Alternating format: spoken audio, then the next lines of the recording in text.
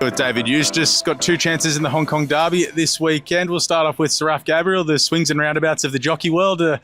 J-Mac on, J-Mac off, but you've picked up Zach Purton. Yeah, look, it's a unique situation, but yeah, very grateful to have Zach on board.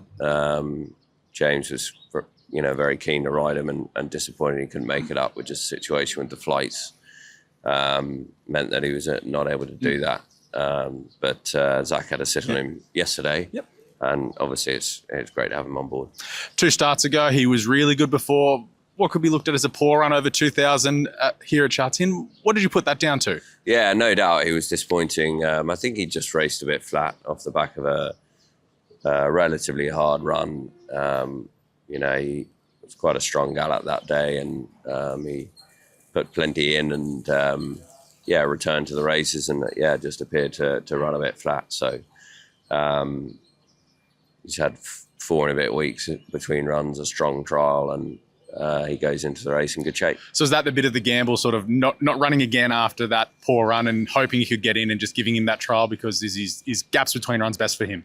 Yeah, we felt exactly right that if we squeeze a run in to prove his fitness and how he's going, he probably doesn't run well. So Mark Chan, who also owns Stormy Grove, was very sporting, and we just felt it was going to get him into the race in the best possible shape. So thankfully he's gained a start.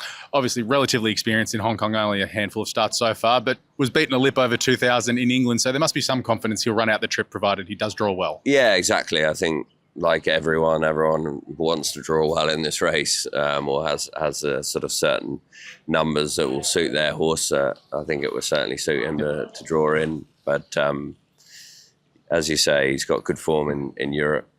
The distance should be fine, and obviously the preparation into the race has been very smooth. But you'd love to remove that run over 2,000, but he seems in good order. Talk about your other runner, Dazzling Fit, who outside of the winner, arguably run of the race in the Classic Cup, wide, no cover on a hot speed, and for half a stride around the turn, almost looked like he could kick away. Yeah, exactly right. Summed up well. I think he's really peaking for the day, been trained for the race, and for him to do that. So I think he's come on again for the Classic Cup run, and again, that draw will be nice. Yeah. And just sort of looking at his season as a whole so far, obviously he's only won the run race, but has been around the right horses. Was it a matter of his rating was almost good enough at the end of last year that you could really get him ready for Sunday? Yes and no. I mean, would love to have won another race and assured a start in the Derby a little bit earlier. I think at times he's had his chance to win races and has just lacked a little bit of experience.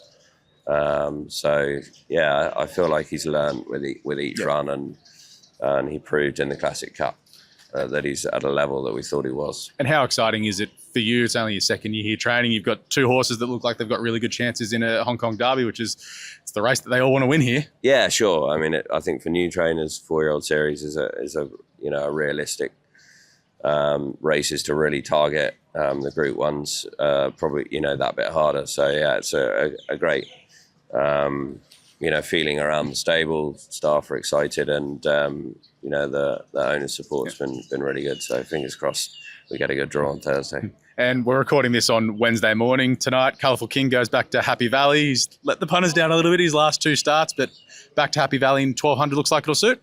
Yeah, he actually hasn't won over 12 at the Valley. He's never won over 12. He's ran some very good races, but he needs to answer that question.